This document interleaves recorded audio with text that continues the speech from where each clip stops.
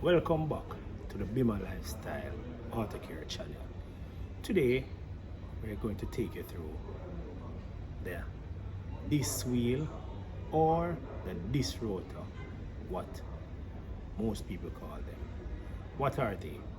They are the device which the brake calipers are fixed to, and when you apply the brake, they are what stop your vehicle when you want them to be stopped. Good. Now, I've done a video before where customers keep on asking why when I'm driving my vehicle and I apply the brake, I feel a vibration in the steering. What caused that? It's simple. This is either uneven surface or you'll call warp on your disc rotors. What causes it? The disc rotors, when the brake is applied, gets hot. Now, while it's getting hot, you may drive through water, and the sudden change of climate will affect the surface of your disc rotors. Now, how do we deal with it?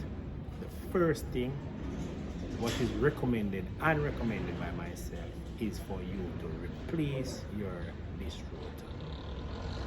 Other option is resurfacing. Now, considering resurfacing, because things can happen. Either at the time you go to your service, your garage,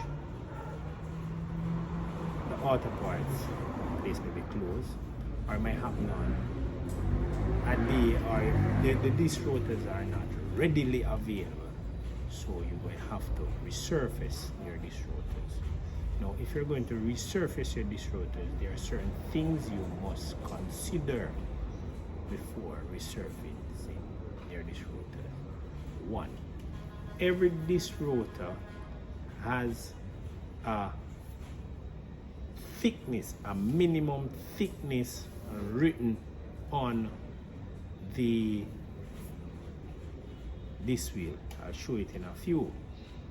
Now, when you go to your garage and your mechanic remove your disc rotor and he carries it to the machine shop, he must confirm that your disc wheel is thick enough so it can be resurfaced. If you're not doing that, what can happen is that after your disc has worn to a certain thinness, you're going to hear a rattling sound, or worst case scenario, your disc pads may fall out. So if you're convinced that you have the required thickness for your disc rotors to be resurfaced, the next thing you need to check, what are they using to resurface your disc rotors? Most places now do not have a brake lathe. So what they use, a traditional lathe which can do the job.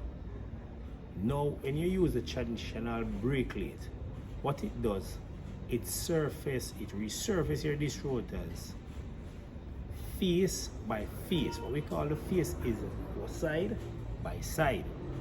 So what happened is that you're going to have two different thinness on your brake rotor. Now, in doing so, you'll find out that when you go back to do a brake change, you're saying one of your disc pad is worn more than one. Reason because your disc wheel is not evenly resurfaced. So it is best to make sure that you have a brake lathe for you to resurface. So let me give you a demonstration of the brake lathe. This is a perfect example of uneven wear on a disc wheel. This is what causes when you hold the brake, you get a vibration when driving. The surface is uneven, or what we are calling warp. This is a perfect example of what is happening to you when you hold the brake and you're getting a vibration. Welcome back. So this is a brake drum and a disc cutting machine. The difference with it, the first thing you need to check when you're going to resurface, on here you'll see minimum thinness, and it tells you the thinness what your disc rotors when measured should be.